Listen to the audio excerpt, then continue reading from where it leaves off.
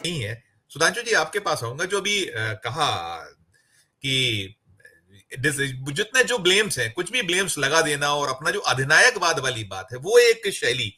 और दूसरी चीज इसमें ये भी है, कहीं इसके पीछे ऐसा तो नहीं जिस तरीके से विपक्ष एकजुट है, जो एकता दिखा रहा है, और वो नहीं कर रहा है, हंगामे नहीं कर रहा है, वॉकआउट होता है तो वॉकआउट के बाद सदन में लौट आना।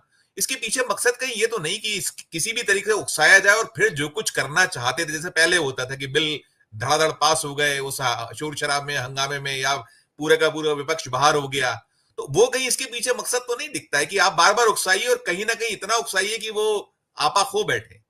क्या कहिएगा पूरे इस पे आप, सुधांशु जी? देखिए, एक तो क्या है ये ना, बहुत मतलब सामान्य घटना जैसा नहीं है कि आज ये जया बहादुर जी के साथ हो गया। ये पूरा एक सिस्टमेटिक प्रॉब्लम क्रिएट कर दिया इन लोगों ने काफी पिछले दिनों में। और इसकी अब देश को समझना पड़ेगा कि आप जो कहते हैं ना कि जो वैचारिकी के स्तर पर किस तरह के लोग जो है आज सत्ता में बैठे। मेरी चिंता जो आपका पॉइंट्स पे मैं आऊंगा क्योंकि आपने बहुत वैलिड वो करा है, लेकिन मैं कुछ चीजें जो अभी सर रिपोर्ट कर रहे थे, मैंने पूरा बयान उनका सुना। जी। और जब मैं सुन रहा था तो मुझे बिल्कुल ये लग रहा था कि ये भारतीय जनता पार्टी के राष्ट्रीय अध्यक्ष के द्वारा दिया गया बयान। वो एक भारतीय जनता पार्टी का राष्ट्रीय अध्यक्ष बोल रहा जी। जी। है।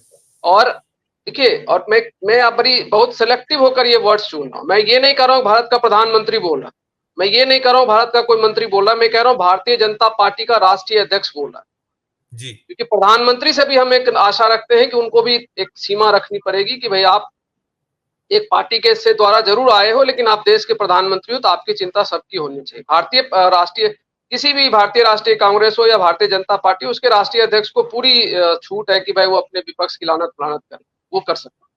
तो मुझे तो पहला जो लगा, और मेरी मतलब आप जरा उसको एनालाइज करके तो देखिए, आप कह क्या रहे हो? आप पूरे विपक्ष को राष्ट्रद्रोही कह रहे हो, जी। और कहाँ कह रहे हो? देश की राज्यसभा में कह रहे हो। तो क्यों नहीं मुझे तो लगता है कि तुरंत जो है अविश्वास प्रस्ताव लाया जाना चाहिए। आप कैसे पूरे आप कह रहे हैं डिस्टेबलाइज कर रहे हैं। डिस्टेबलाइज करने का मतलब क्या होता है? वो देश को खत्म करना चाहते हैं, आप ये कहना चाहते हैं? स्पीकर होकर आप ये कहोगे तो फिर उसके बाद डिबेट और डिस्कशन का स्कोप बच कहाँ गया? जब ये भारत का विपक्ष, राज्यसभा में बैठा हुआ विपक्ष अगर देश को डिस्टेबलाइज कर रहा है, फिर तो, और ये कोई आम आदमी नहीं कह रहा, मैं कह दूं आप कह दें चलो वो चल जाता है, ठीक है, शेयर उसके क्या? ऊपर तो ठीक है। आप कौन हो? आप ये तो सोचो। आप, और अगर मान लीजिए इसको हम अंतरराष्ट्रीय नजरिए से देखें, कल कोई अमेरिका का अखबार, कोई ब्रिटेन का अखबार इसको रिपोर्टिंग करेगा तो ये क्या लिखेगा कि भारत के राज्यसभा स्पीकर ने ये कहा कि भारत का विपक्ष जो है देशद्रोही है। ये तो कह रहे हो आप। डॉक्टर सुधांशु, एक चीज और उन्होंने राष्ट्र के नाम अपील की है सदन से कि वो ऐसे लोगों को समझें। जी, मैं वही आ रहा था सर, मैं अब नेक्स्ट स्टेप वही था। तो अब एक पहला पॉइंट तो ये है कि आप जो बैठे हो, हमारे लोकसभा में क्या कार्रवाई हो रही है, हमारी राज्यसभा में क्या कार्रवाई, उसके ऊपर अंतर्राष्ट्रीय मीडिया की नजर है ना, तो वो देख रही है, वो कर रही है, और किस तरह से रिपोर्टिंग करी। मैंने एक उदाहरण दिया। फिर आप कह रहे हो, मैंने क्यों कहा कि भारतीय जनता पार्टी, भाई ये अपील तो भारतीय जनता पार्टी के राष्ट्रीय अध्यक्ष ही कर सकते हैं ना, कि आप जो है देखिए जी फलाने विपक्ष के ऊपर नजर, जनता इनको समझे। ये अपील अगर देश के राष्ट्रपति आज ये अपील करने लगे तो कैसा लगेगा हमें? तो आप तो खुद ही अपना सम्मान खो रहे हैं। आप देखिए, सम्मान, और सम्मान से भी ज्यादा महत्वपूर्ण यह है कि देश के लोकतंत्र का सम्मान खत्म हो रहा है। ये हमारी चिंता, हम सबकी चिंता का विषय है, और जिसके ऊपर सवाल होने ही चाहिए। और विपक्ष को, मुझे लगता है कि इस समय ये वक्त, ये टाइम है जो कड़ा स्टैंड लेना चाहिए। सेकंड, जो आपने कहा, देखिए क्या हुआ है, कल वक्फ बोर्ड का लॉ आया, इनको जी। सेलेक्ट कमिटी को, सेलेक्ट कमिटी को भी नहीं भेजा है, जेपीसी को भेजा है। वो भी एक नई चीज है कि भाई अभी जी। तक तो जो सारे बिल जो है सेलेक्ट कमिटी को भेजे जाते थे, अभी इन्होंने जेपीसी को भेजा। जी। जी। अब एक चीज तो क्लियर है, जो आपने कहा कि भाई कहीं ऐसा तो नहीं है, आपको जैसे आप ये कह रहे थे कि भाई देखिए आज के दिन, ये जब अनिल जी कह रहे थे कि भाई बाहर कर दो, या शायद आप ही कह रहे थे कि उनको उकसाव और वो बाहर चले जाएंगे। आज बाहर जाएंगे ही नहीं ना। देखिए 2019 वाली विधान लोकसभा की स्थिति अलग थी। जी। आज आप कोई बिल आप बड़े आसानी से पास करा ही नहीं सकते, और राज्यसभा में तो बिल्कुल नहीं करा सकते।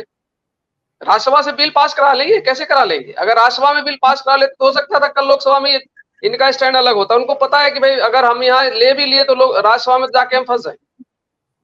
तो राज्यसभा में तो आज ये अल्पमत में है, बहुमत में है ही नहीं, तो वो चक्कर तो इनको है, इनको पता है कि वो नहीं होना। मुझे एक और चीज की शंका लग रही है, क्योंकि कल से मैं ये चीजें सोचने की कोशिश कर रहा हूं कि जब वक्फ बोर्ड वाले बिल के ऊपर इतना स्पष्ट था और नरेंद्र मोदी की जो कार्यशैली रही है कि भैया वो हार मानना पसंद नहीं करता जो व्यक्ति, वो लोकसभा में बिल लेकर आया क्यों? जब उसको पता था कि मुझे इसको जो है जेपीसी को या सिलेक्ट कमेटी को भेजना पड़ेगा, वो लेकर क्यों आया?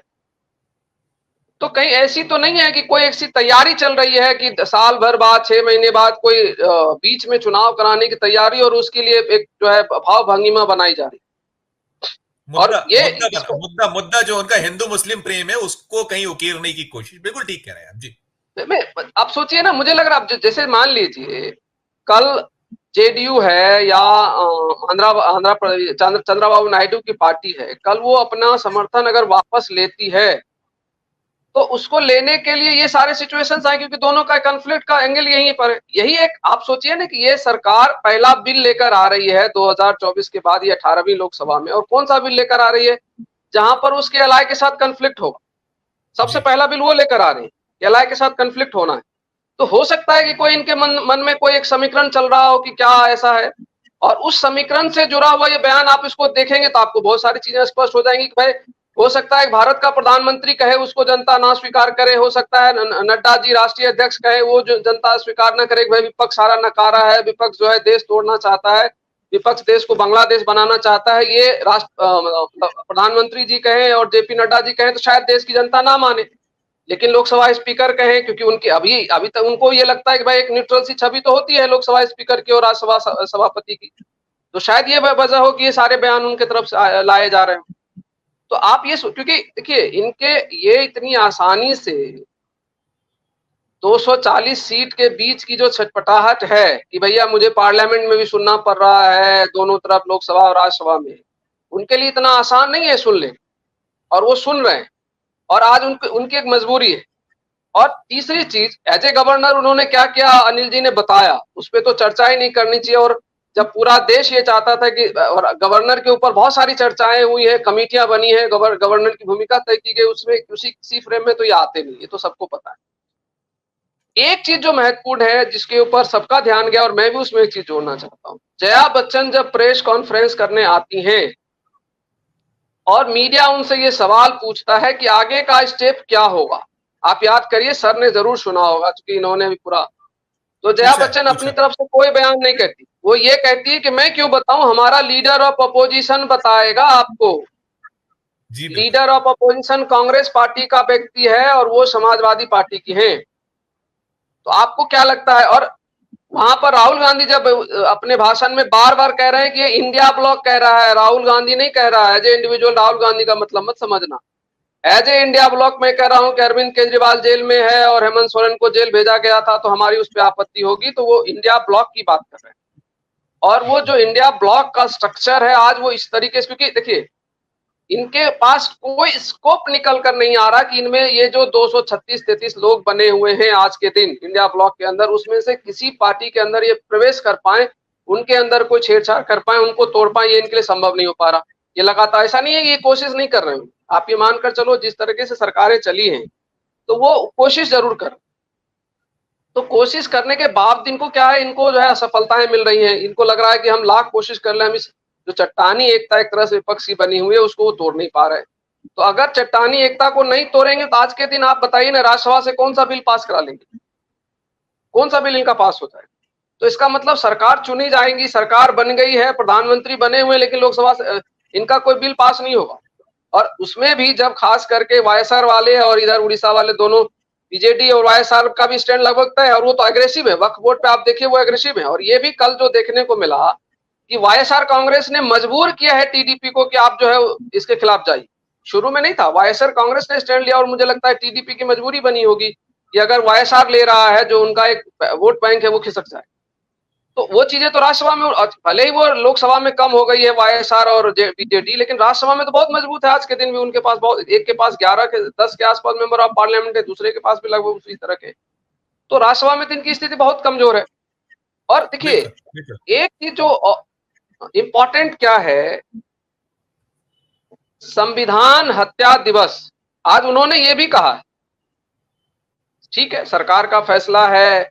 अब हत्या का भी दिवस मनाया जाता है, शायद मुझे लगता है कहीं विश्व में होता हुआ हमारे वरिष्ठ लोग बैठे हैं, वो बता दें कि भाई किसी की हत्या का भी दिवस मनाया जाता है। तो ये तो भाई मतलब जन्म का दिवस मनाया जाता था, और भारतीय संस्कृति जिसकी बड़ी ये दुहाई देते हैं, तो वहां पर परिनिर्वाण कहते थे, परिनिर्वाण दिवस मनाया। हमारे बाबा साहब हैं, उनका हम लोग परिनिर्वाण दिवस मनाते। ये पहली मतलब भारतीय संस्कृति के सबसे बड़े ठेकेदार जो है ये हत्या दिवस मना, और उस हत्या दिवस के को लेकर आप as a Lok Sabha speaker, Rajya Sabha के सभापति के रूप में आप कहीं पर वक्तव्य देने के लिए बुलाए जाते, उस या कोई सेमिनार में आप जाते, तब वहां पर शायद अगर कुछ इमरजेंसी को लेकर आपको पूरा हक है, सबको हक है, इमरजेंसी में कुछ चीजें गलत हुई है उसके ऊपर आप क्रिटिक्स कर सकते हैं। लेकिन आप कहां पर बोल रहे हो और किस दौरान बोल रहे हो, वो तो देखा जाएगा ना। आप विपक्ष को जब ब्लेम करो, आप मुझे एक चीज बताइए, एक चीज हम बाइफरकेट करते हैं, इमरजेंसी किसने लगाई थी? इमरजेंसी तो कांग्रेस ने लगाई थी, जया बच्चन की पार्टी ने। संचित करिएगा, मैं एक टिप्पणी और लूंगा, करिए आप करिएगा, मैं एक टिप्पणी और लूंगा। मैं लास्ट कर रहा हूं, मैं ये कह रहा हूं, जया बच्चन जी की पार्टी ने तो इमरजेंसी नहीं लगाई थी। आप पूरे विपक्ष को इमरजेंसी से जोड़ दोगे, पूरे विपक्ष को जोड़ दो, इसका मतलब क्या है? कांग्रेस ने लगाई, कांग्रेस ने माफी मांगी, इस पे एक बार नहीं 25 बार माफी मांग ली कांग्रेस ने, गलतियां हुई। जिस इंदिरा गांधी ने इमरजेंसी लगाई, उसी इंदिरा गांधी ने उस इमरजेंसी को हटाया भी। तो चलो वो हो गया।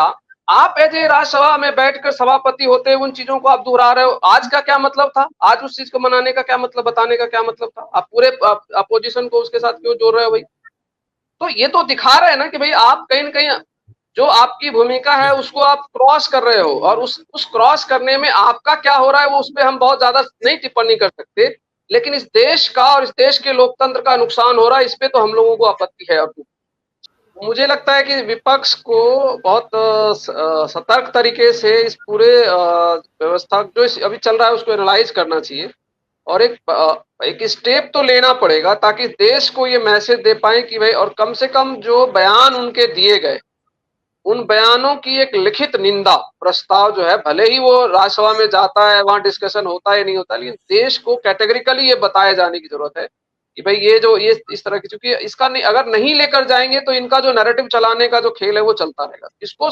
इमीडिएटली काउंटर करने की जरूरत है विपक्ष के द्वारा, अन्यथा बहुत गंदा मैसेज जाएगा। और जिस तरह के आरोप विपक्ष के ऊपर लगे हैं, विपक्ष को पाक साफ करना पड़ेगा, सारी चीजें स्पष्ट करके कि भाई ये क्यों और क्यों कहा जा रहा है और इसके पीछे का खेल क्या है। ये बहुत जरूरी समय अभी है।